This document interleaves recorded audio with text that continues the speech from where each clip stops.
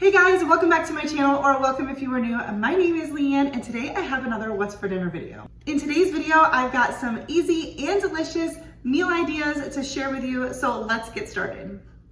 For tonight's dinner, we are going to have some barbecue ranch chicken nachos.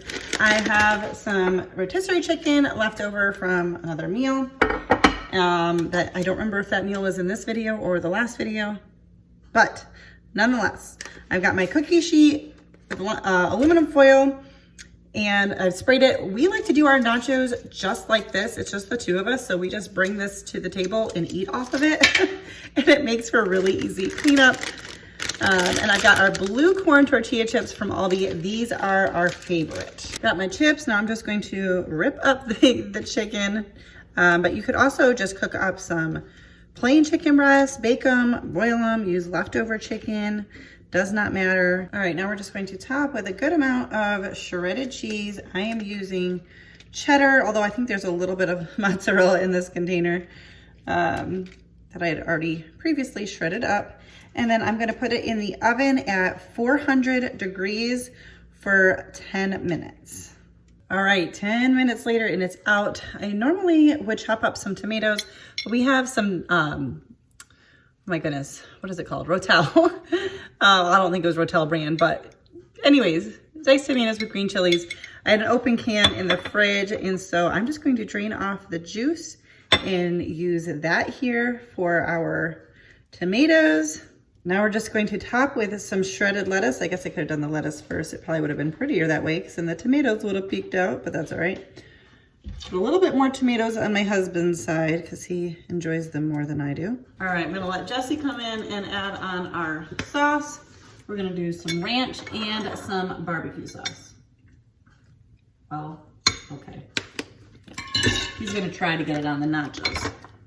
That is our dinner for tonight. So quick and easy. Cleanup is a breeze and dinner is delicious. For tonight's dinner, we're gonna have some steak bites. So I'm gonna get started now by putting everything in the crock pot, and then we will finish everything up later, but this is super easy. I will have the original recipe linked down below, but it calls for more beef than I'm using, and it calls for a round steak cut into pieces. I'm gonna use some stew meat. So I'm gonna adjust the amounts a little bit, and I'm using my smaller crock pot just because I'm not making a ton. But I'm going to start out, I greased my crock pot and I'm gonna put in some diced onion.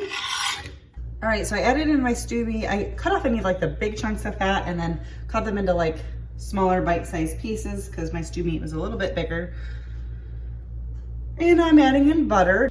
You're also gonna add some salt and pepper. I'm only doing salt because if you're new here, I feel like a broken record, but I don't like pepper, black pepper. I don't hate it if someone else puts it on a dish, like I'll eat it, but it's really just not my favorite, and so I don't cook with it.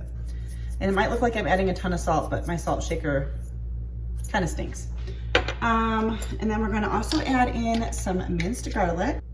And the recipe doesn't call for this, but I'm gonna add some Worcestershire sauce. Just, I don't know, maybe that much. And I need to add a little bit of beef broth, and I forgot to pull this out ahead of time. I have some that I had frozen that was like left over. So I just took it out a little bit ago, and I at least can break it into chunks. Let's see. I'm gonna add in that much. The recipe calls for a cup of beef broth, but it calls for like 3 pounds of steak. So I'm just gonna put that much in. All right, and that's it. And we're going to put this on low for 6 to 8 hours, or you can do high for 3 to 4. And later today, we will come back and make the rest of what we will be eating with this for dinner. All right, it's been a few hours. We're getting ready to, or getting closer to having dinner. And we're gonna have some mashed potatoes, and I'm just using the small little yellow ones, and I'm not gonna peel them. The skin is super soft. I'm gonna cut them up nice and small, put them in a pot with cold water and boil them. All right, while our potatoes are cooking, I am gonna just put a little bit of flour in here and try to give us a little bit more of a gravy. That's really definitely optional. And could also do like a cornstarch slurry. I don't have any cornstarch. And I didn't pull the steak out before doing this, so I'm just gonna have to whisk with the little steak bites. And I'm just gonna put a little bit of this in, whisk it till it's, so we don't have any clumps. And then I'll just let this sit until we're ready to eat. I'm gonna make the mashed potatoes and steam up some green beans, and that'll be it. And this recipe is very easily doubled or tripled, and I just have the recipe, so that might not look like it's making a lot, but very easy to make for a larger family. All right, so I just added some butter and some sour cream and a little bit of milk to our mashed potatoes, steamed up some green beans, and here is the steak bites. And looking good. House smells good. Can't wait to eat. All right, and I decided to put my steak bites on top of the mashed potatoes. This is dinner for tonight.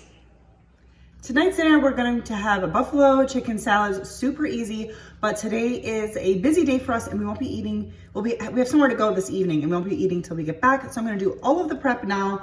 That way when we get home, we can just eat. So I pulled out some chicken from the freezer yesterday. I've got a couple set aside here. This will be for tomorrow's dinner. And then for this, you don't necessarily have to do this, but I'm going to just season with some garlic powder, onion powder, and salt on both sides. And I'm gonna bake this in the oven at 450 degrees for 15 to 20 minutes, I think. My understanding, and I cook a lot of chicken, but is that like the higher temp, it's supposed to stay more moist. So I don't know, we'll see. And we will season it with the buffalo portion of the flavoring tonight. I don't know if I'm gonna put it on the chicken or just on the salad. So I'm just going to season this like this and bake this in the oven. I don't know if hard-boiled eggs are typical to put on buffalo chicken salads or not, but I'm going to boil up a couple of eggs because I really like hard-boiled eggs on my salad, pretty much of any kind. So I'm going to boil those up as well. All right, I got my salad stuff prepped. I cut up some carrots and cucumbers in bigger pieces just for snacking later in the week, or we can chop them up for a salad and then some for salad tonight. Did the whole thing of lettuce, some cubed up cheese. The chicken is cooling, and then I will probably chop that up too. And my eggs are cooling, and I will peel them and throw them in a baggie or whatever. So dinner tonight will be super easy. I almost forgot, but I diced up a couple of small tomatoes as well. All right, so now we are just assembling the salads. Jesse's doing the eggs now. And this is what I put on the chicken, just this, if I can turn it, Frank's Red Hot sauce. You could also use just buffalo sauce, whatever you want. And then I'm making my own ranch dressing just because I prefer it, and I just use some sour cream. I don't really measure it, I do it to taste. My homemade ranch seasoning mix, and then a little bit of milk to just thin it out. It won't look as pretty, it won't pour the same, but it tastes delicious. And I guess it would pour the same if I thinned it out more, but I like the stronger flavor. So anyways, that's what we're doing. All right, that is what is for dinner tonight. Mine doesn't look quite as pretty as his. He's adding banana peppers to his, but his looks a little prettier with the drizzle. But anyways, that's it. Super excited to eat this, like really excited to eat this. Maybe it's because I'm hungry, but either way. All right, he's making noise in that jar over there. Sorry. So tonight we're gonna be making a made from scratch chicken Devon. This does not use any like cream of soups because I try to avoid those. No shame on those who like to use them, but I try to avoid them. I have 2 chicken breasts cut up into bite-sized pieces, and I'm going to season with some salt, and go ahead and season with pepper as well if you like that. I do not. And then I'm gonna toss this chicken with a couple tablespoons of pepper. I just said I don't like pepper. Of flour. And we're just going to set this aside. All right, now in a large skillet on the stove, I have it heated to about medium heat. I'm gonna put in some olive oil and some chopped broccoli. The recipe calls for about a pound. I'm not sure if this is a pound. Okay. And you wanna brown that for a couple minutes. That was nice and hot. So yes, the recipe says to cook for about 3 minutes and brown slightly. So that's what we're gonna do. All right, we've got a couple little dark bits on the broccoli. We've got a half a cup of chicken broth. You're gonna cover and let that go for 2 minutes. All right, now we're going to remove the broccoli from the pan. Save that for later. We're gonna add some more oil to the pan. We're gonna add our chicken and let that cook for about 5 minutes. All right, so now that our chicken is done, we're gonna put this in the 9x13 greased pan. I feel like this is stuck more than it should have, but maybe we're gonna be getting all that stuff off, I think, in the next step. And then we're going to put on some broccoli, the broccoli. This pan is probably a little bigger than I need because I'm not making quite as much, but that's okay. All right, now the same pan, we're gonna put in 2 tablespoons of butter. Now the recipe does call for cooking up 1 shallot here, I think, but I don't have shallots. I guess I could do an onion, but we're not going to. We're just gonna melt down the butter and then mix in 2 tablespoons of flour. Right now, the chicken bits are pretty, ooh, I'm making a mess, are pretty stuck there, but that's gonna come off in just a second here. At least we're hoping so. Now I'm gonna add in 2 cups of chicken broth. I did lower the heat a little bit. I'm gonna see if I can whisk up some of the bits in the bottom here. All right, so I'm going the scraping route, and I'm just gonna get these bits off. I think this is an issue with my pans, to be perfectly honest. I could use some new pans. We've got some more stuff to add into that, but I wanna stop real quick and get my rice going. And I'm gonna use chicken broth to make my rice since, you know, I've got this carton open. At least for some of it, I'm gonna have to add some water. All right, now we're gonna add in 2 teaspoons of Worcestershire sauce.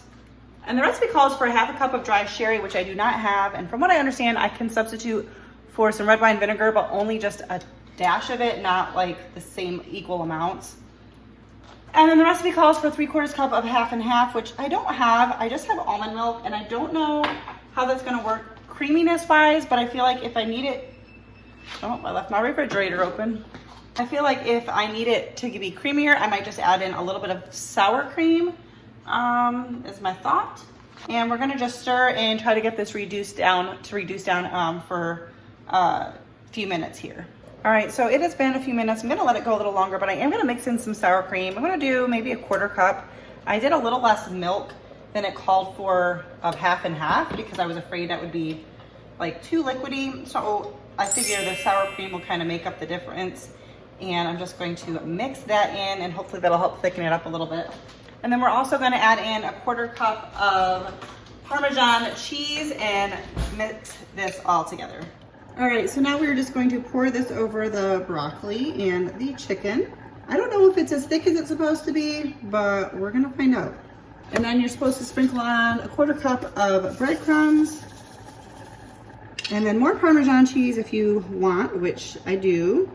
And then optional is some lemon zest, but I don't know that I want to do that, so we're going to skip that. And then it actually just says to put it in the oven under broil.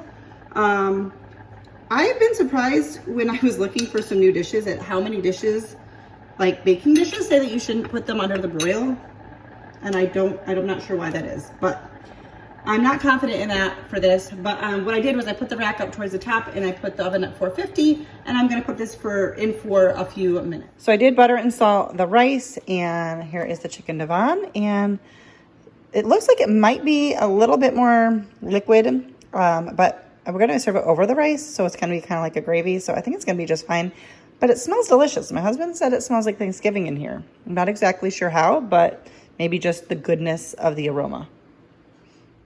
All right, guys, well, that's gonna do it for today's video. If you liked it, don't forget to give it a thumbs up. That helps me out so much. If you are new, please consider subscribing and make sure that your notification bell is turned on. Otherwise, you may not see my videos, even if you are subscribed, because YouTube does weird things sometimes. I don't know why, but it's a little frustrating. But anyways, that's a way that you can help me out and also make sure that you don't miss my future videos. That's it for now. Thanks for watching. See you next time.